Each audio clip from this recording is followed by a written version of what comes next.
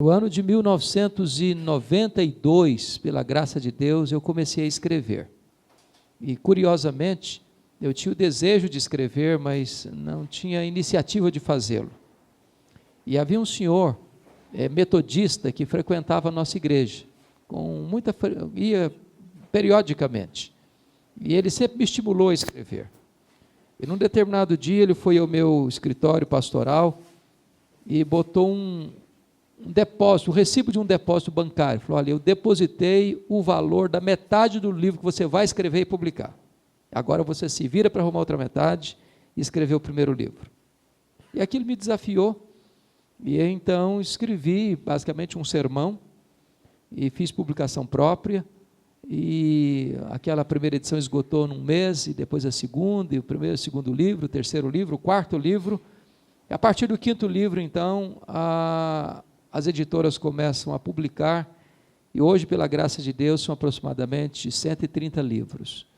E hoje eu tenho o meu coração muito focado nessa questão da literatura, por entender que o livro, ele faz duas coisas com o seu ministério. Primeiro, perpetua. Segundo, amplia.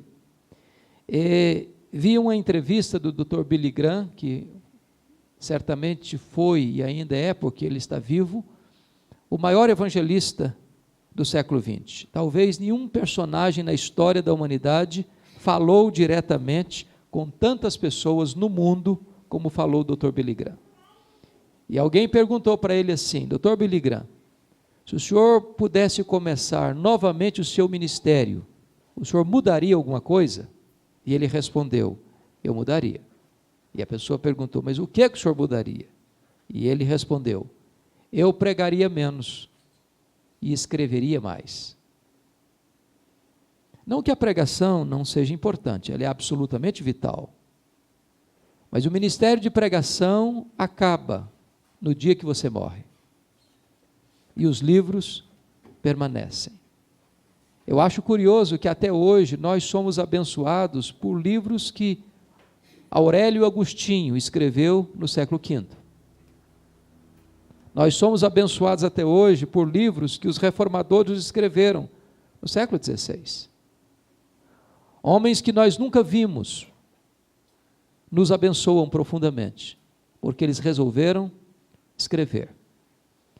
E eu tenho uma tese, que tudo aquilo que edifica o povo no púlpito, edifica o povo na página.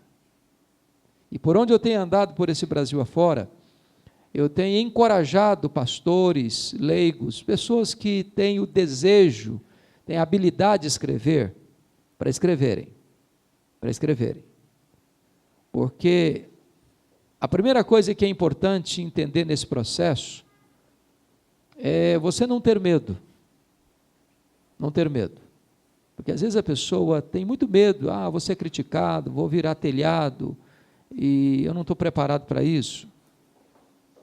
Outra coisa é a pessoa pensar o seguinte: mas já tem tanta gente boa escrevendo, e já tem tanta contribuição feita, para que é que eu vou entrar nesse processo, se eu estou muito aquém de algum grupo, ou talvez até da maioria do pessoal que já está escrevendo.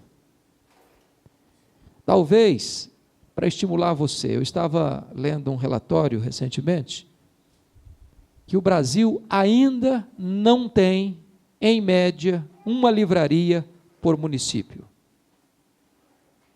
Não tem.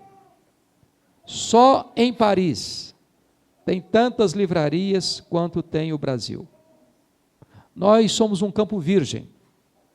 Nós estamos apenas arranhando a superfície. E o Brasil é um país que ainda precisa aprender a ler. E é muito importante que suscite no nosso meio homens e mulheres que tenham dom, vocação, chamado para fazer isso.